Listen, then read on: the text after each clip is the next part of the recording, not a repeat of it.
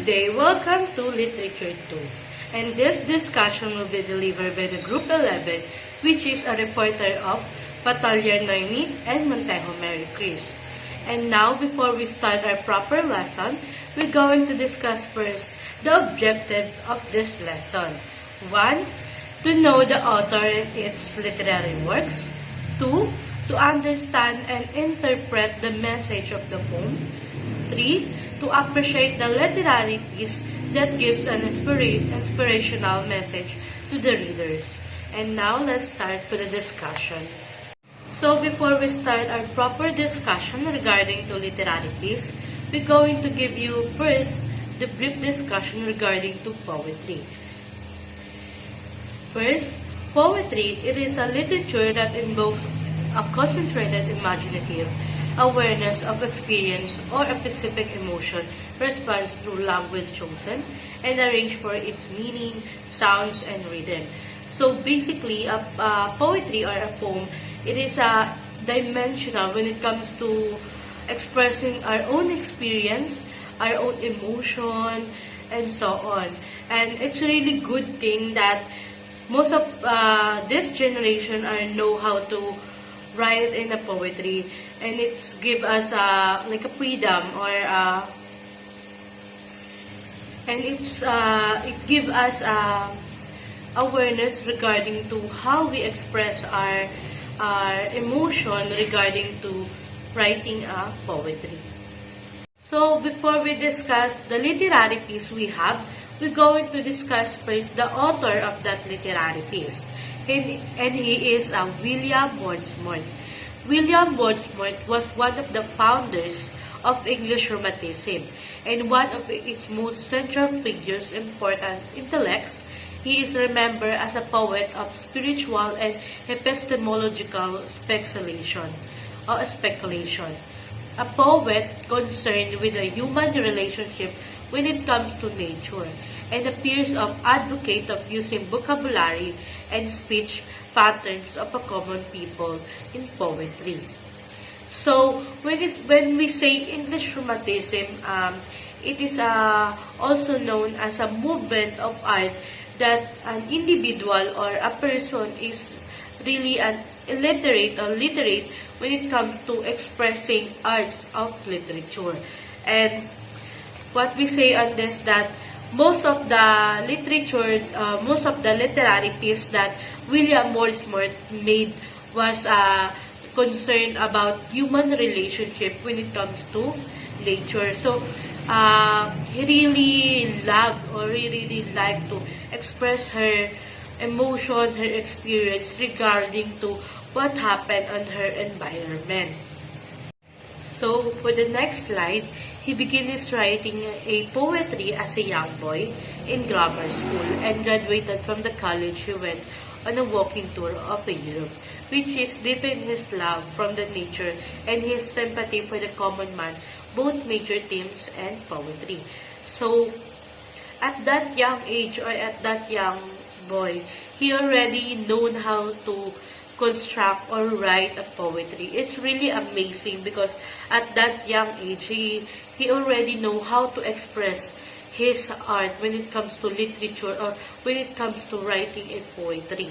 And they tackled this that as a young boy, he went to a grammar school, and that grammar school is really elite school in her country because that grammar school they only select a few students who is meet their expectation standard or their academic merit. So if you are not capable or not qualified on their standard, you can go through that grammar school. So it's really amazing how that young boy, how William as a young boy really knowledgeable when it comes to writing a poetry. And for the next slide, we have William Wordsworth, best known for lyrical ballads with her co-written with Samuel Taylor Coleridge, and The Prelude, a romantic epic poem chronicling the growth of poet's mind. William Wordsworth deepens his love when it comes to beauty forms of a nature word was established early. The Wordsworth children seems to have lived in a sort of rural paradise along the Debrunward River, which ran past the terrace garden below the ample house whose tenancy John Wordsworth had obtained from his employer, the political magnate property owner Sir James Lowther, Baronet of the Lowther, later Earl of Lonsdale. So, regarding to this slide is William Boyle's notes become popular when they publish lyrical ballads. And lyrical ballads is a collaboration of William Wordsworth and Samuel Taylor Coleridge. And they published lyrical ballads in 1798. And when they publish lyrical ballads, people start recognizing or calling them an English romanticism because of how they deliver arts when it comes to literature. And this literary piece become an eye-opener to a lot of people on that century because of how they deliver arts how they deliver arts using a poetry. And later on, Wordsworth has deepened his love when it comes to nature. How established early this nature, how nature evolved when it around with us, and also Wordsworth children also live in a rural paradise along the Debrunward River. So regarding to that, William Wordsworth evolved his life when it comes to a lot of nature. Like he lived in a rural paradise. So when we imagine that rural paradise, it's involve a lot of river, mountain, grass, scenery. So by that, his love to nature is deepened. So he composed a lot of poetry that can express how nature are beautiful or how nature is pretty. Slide is about lyrical ballads. So lyrical ballads, it is a collection of poems first published in 1798 by Samuel Taylor and William Wordsworth. So the appearance of that is often designed by the scholar as a signal of beginning of English Romanticism. The work include Coleridge is a Rime of Asian Mariner, and Wordsworth is a Tintern Abbey, as well as many controversial common language poems by Wordsworth, such as The Idiot Boy, and the preface to the second edition of 1800s contains Wordsworth's famous definition of poetry as the spontaneous overflow of powerful feelings, and the theory that the poetry should be written in the language really used by men. So, regarding to lyrical ballads, when they published in 1798, it became influential to a lot of people, to a lot of individuals, and by that time, they also released poetry that title was Rime of Asian Mariner. It was written by the Coleridge, and also Wordsworth released Tintern Abbey, and as well as the controversial common language poems by Wordsworth, which is such as The Idiot. So the controversial about the poetry of William Wordsworth regarding to The Idiot Boy, it is all the theme of that. It also represents the poetry about childhood, how that childhood went to school, how that what her life that involved around her school life. Also, that poem regarding to the controversial Idiot Boy, it represents an happy schoolboy while going to school, and how that schoolboy was interested about regarding to her study, about the books, and so on. Idiot Boy became controversial because how William Wordsworth delivered that poetry. It represents the unpleasant due to school. Now we're going to tackle about the notable works of William Wordsworth. First is the Lights composed a few miles above the Tintern Abbey. So this poem represents the how imaginative worship when it comes to nature and religion. While the second one is one of the best known works of William Wordsworth, collaboration with Taylor Samuel Coleridge.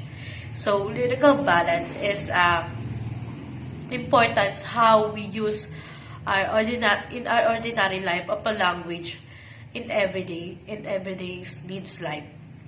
Well, the third one is Michael. Michael is one of the tragic poem that William create. It is all about how a man or Michael deals with the traumatic life of Michael. It also focuses how men struggle by maintaining himself and his values. While the Ode, while the point one is Ode, the intimidation of immorality. It focuses on the youth and the religion and also the nature. Umiikot lang yung poem na to regarding sa paano yung young individual, paano niya na-maintain yung religion niya and also the connection with the nature. While the next is Peter Bell. So Peter Bell, it represent about the hard-hearted sinner that impressions about soft-opening and influenced by the nature. So just it only focus on an individual na hard-hearted siya. And ano yung naging connection nun regarding sa nature, kung ano yung nagbibigay tulong sa kanya ng nature regarding sa pagiging hard-hearted niya. Well, this next is the extortions. This represent the industrial relationship, impacts, highlights, and the process of environmental concern with the changing landscape. And the next is the Prelude, one of the famous works of William Wordsworth. It represents how society disappoint by the nature, and the nature represent the solution to the problem that caused by society. So it is regarding like, for example, the society maintain the chaos regarding to paninira ng kalikasan, and yung balik ng kalikasan nun, which is yung nature, is nagbabalik pa rin siya or nagbibigay pa rin siya ng process or solution na okay, ito yung ibabalik ko pa din, itong weather, itong maayos na water, maayos na kalikasan. Yun yung nagiging process nung the Prelude. So yung meaning neto is kung kahit na gaano natin sirain yung nature, is nagkakaroon pa rin ng solution yung nature na kung paano niya ibalik na maayos pa rin yung nasirang nature regarding sa kung paano gamitin ng society. Well, the next is the recluse. Recluse, it is a represent of how partnership with recluse is one of the poetry that partnership or collaboration with Samuel Taylor Coleridge, and this poem represent about the ambitious poetic design that haunted his life for the rest of his life. So the next poem is the Ruined Cottage or the Ruined Cottage. The Ruined Cottage, it is a family, or it represents a family torn apart by the circumstance beyond the control. So it happened that this poem represent how family on this generation torn apart by the problem that caused by the family. And for the next poetry is about solidarity repeater.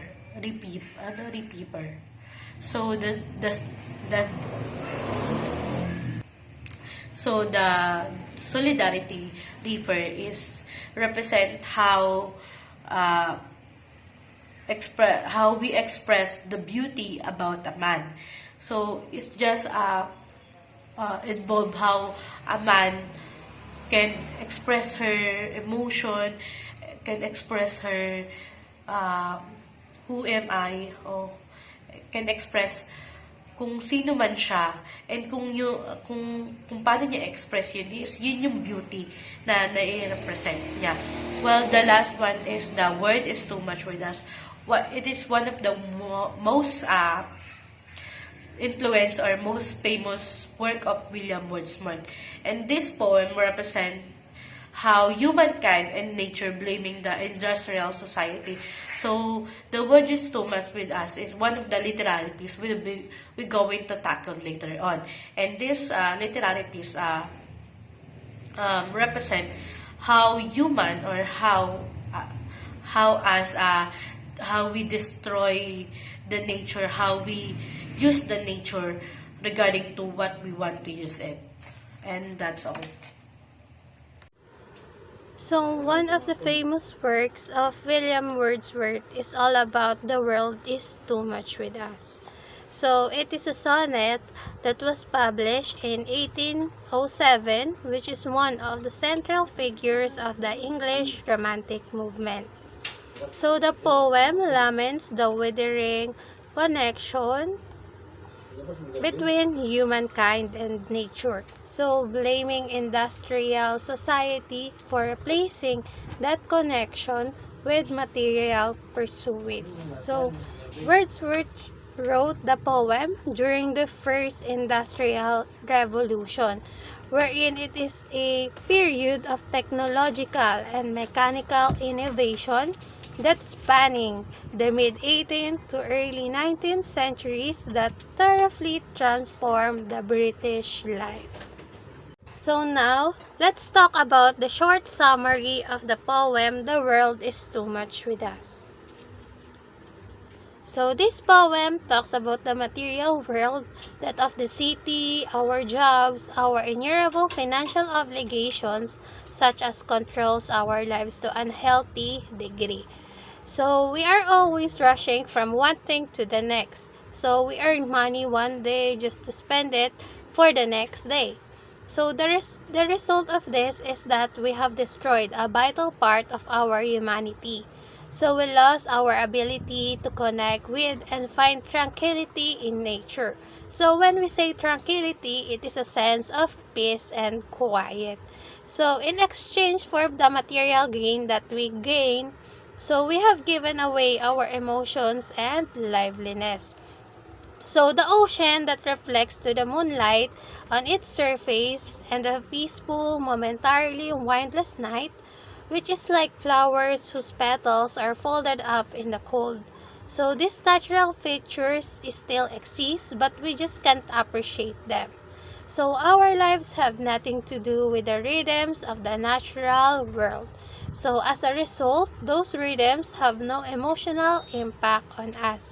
So Wordsworth wished that he was raised in a culture that worshipped many gods. So though that religion is now outdated. So in that way, he's standing on these pleasant patches of grass. So I might be calmed and heartened by the image of the ocean before me. So William Wordsworth said.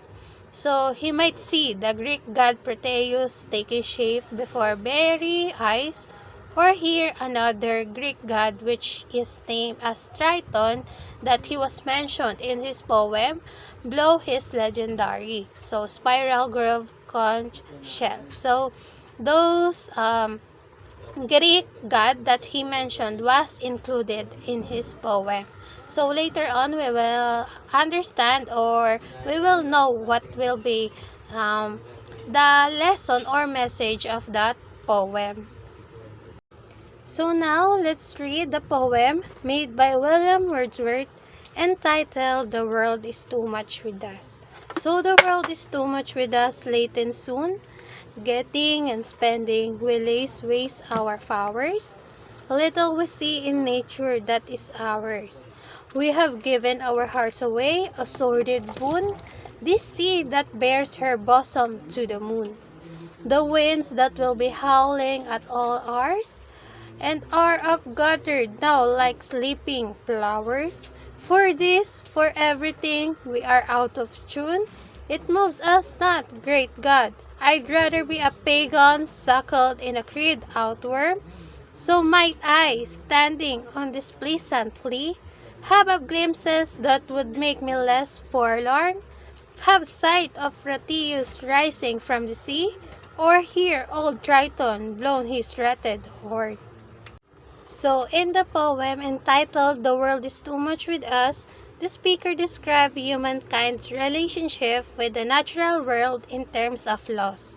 So, that relationship once flourished, but now, due to the impacts of technology and industrialization on our daily life, humankind has lost the ability to appreciate, celebrate, and be suited by our nature. So, to emphasize this central loss, the poem describes it from three angles. So, first for economic, second for spiritual, and third for cultural. So, the poem does not suggest a way to regain what is lost. So, rather than it, its tone is desperate, arguing that humankind's original relationship with nature can never be revived. So the poem first presents loss in the economic sense. So implicitly blaming urban life for the change in people's relationship with our nature. So because the urban world has too much control over our lives, we are always late and soon, or getting and spending. So modern humans are always losing time or money as working people in an increasingly urban area.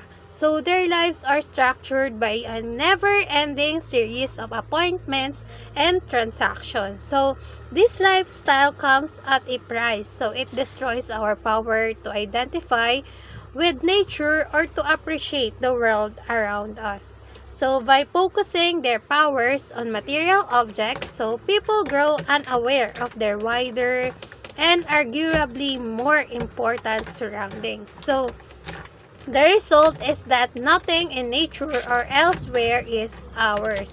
So this is a world where everything, be it a house, stocks in a company, or a loaf of bread, can be won or lost in an instant.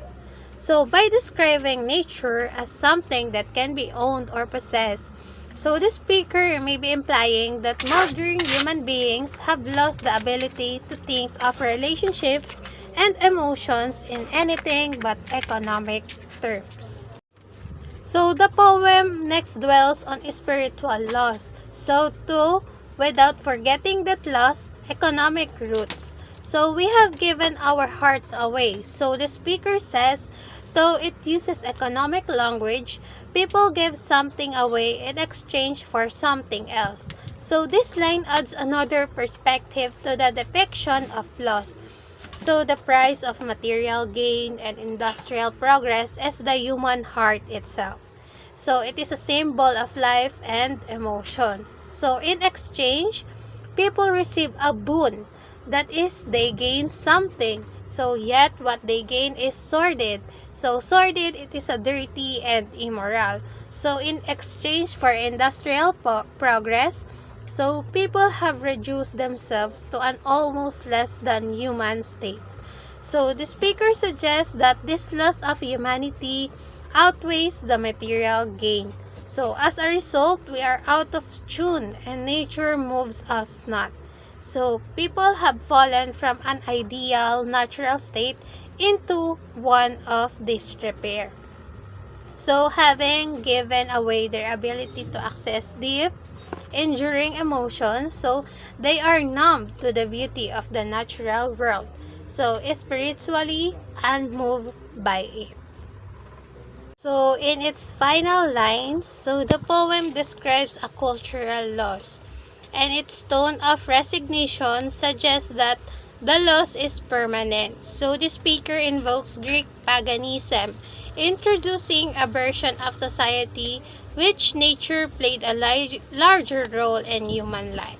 So, but the pagan tradition is a creed outworn. So, it is a relic and no longer useful. So, once the speaker acknowledged the uselessness of past traditions, so his wishes came across as more fanciful than serious. So, he said, I'd rather be a pagan, and so might I. So, do not represent what the speaker believes is possible, but rather what he wishes were still possible. So as a member of modern society, so the speaker cannot access nature in a way to make him less forlorn. So this doesn't mean that nature has been destroyed.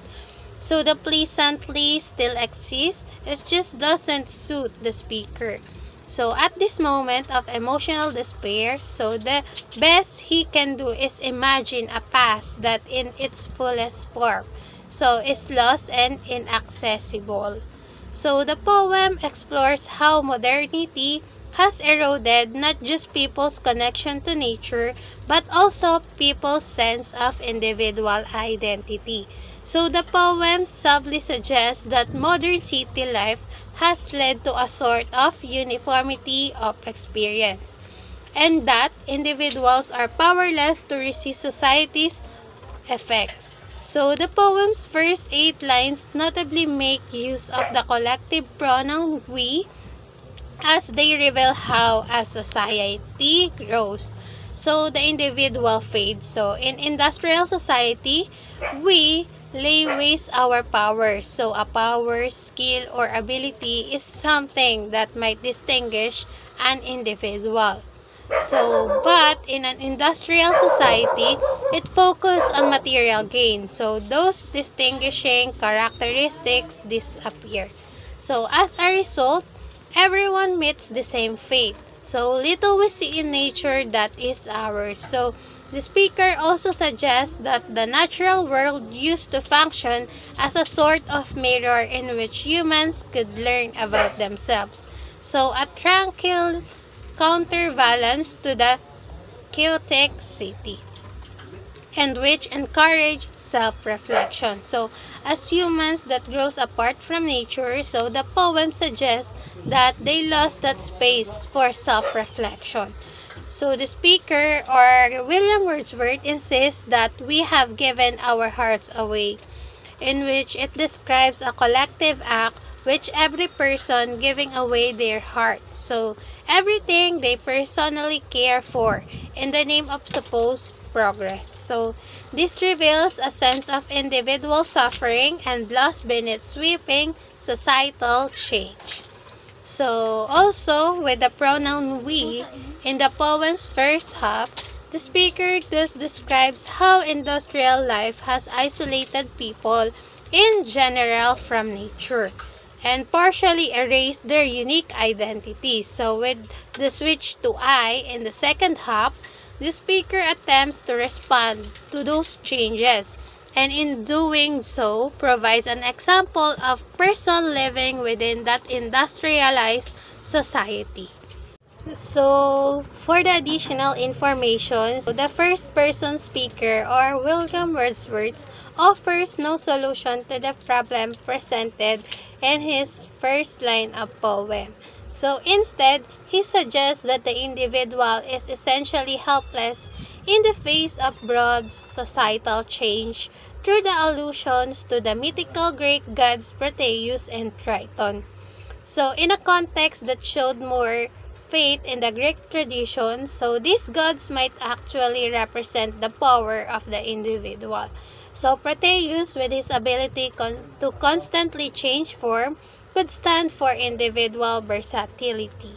So Triton, however, with his ability to lift waves by blowing his conch, might represent the human strength. So, but having acknowledged the usefulness or uselessness of the Greek tradition, so the speaker regards these powers as pure fantasy or not real. So thinking about them while standing on this pleasantly doesn't constitute an act of individual imaginative defiance, but of pointless idleness. So what Proteus and Triton do represent is the individualism inherent to a society that worship many gods, so each with unique identities and means of worship. So these ancient mythical figures is contrast with the Christian God, a single entity, the worship of whom homogenizes the religious activity in much the same way that industrialization and the thirst for material gain homogenize life within a big industrialized city. So the perspective of the final lines is looks upon a limitless ocean horizon. So it might suggest that the possibility of a fresh, more hopeful set of relationships between the individual, society, and the nature. So, but if that's the case, then it is no more than that. So, regardless of how the speaker goes on to change his or her perspective, the poem's final tone is one of the dejection.